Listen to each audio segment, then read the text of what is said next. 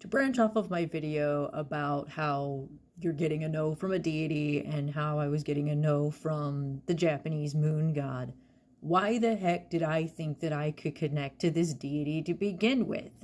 I'm white. I'm not Japanese. Some people might even accuse me of cultural appropriation, and I do want to address that. Technically, Shinto's not a closed practice as long as you approach it respectfully and do your research. I am in a couple of groups where people who look like me are welcome as long as we're not dicks about it. Second of all, I legit for real thought he was reaching out to me. Back in 2018, I had this dream where I'm sitting in the backyard of a friend's house and I'm kind of just dealing with self-doubt. Was questioning my path. I was not in the greatest state of mind. And this was inside the dream. This moonbeam shoots through a wall behind me. And I look and I see a figure appear for a second. He had pale hair. He seemed to be wearing kind of priestly robes. Mostly black and silver. It was brief, so I didn't get a great look at him. But I immediately thought, oh, it's the Japanese moon god. And no, I'm saying Japanese moon god so people know who I'm talking about. Because if I say it's Tsukuyomi no Mikoto, people don't know who I'm talking about. Then I find myself walking down the sidewalk and I'm looking up at the full moon and I am falling serenely in love with him. And at the time when I had this dream, I'm like, oh no, not gonna happen. No.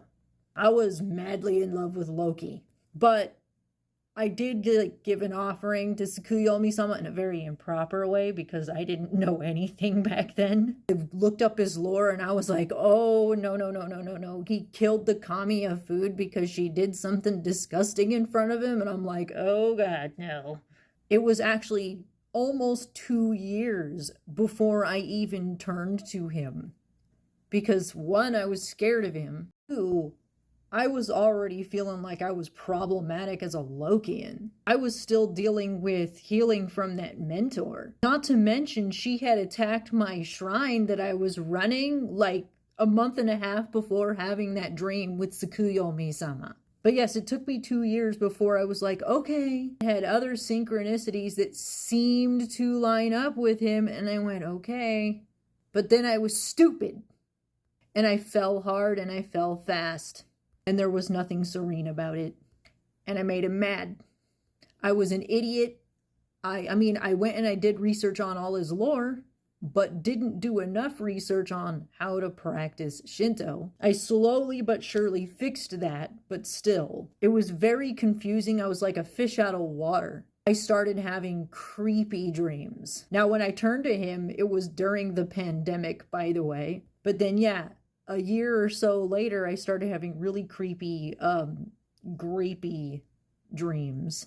And that was confusing. Looking for people that knew anything about him was a pain. There's no one in my local community that practices Shinto that knows anything about it. I spent the last 5 years trying to understand what's been going on. Not only would I have grapey nightmares, but I would also have these nightmares of being stuck in a dark space and then fearing the rising of the moon is always miasmic and weird.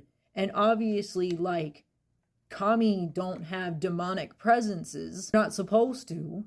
Despite his crime, he's not demonic. He's not supposed to be. Kami-sama are fundamentally pure.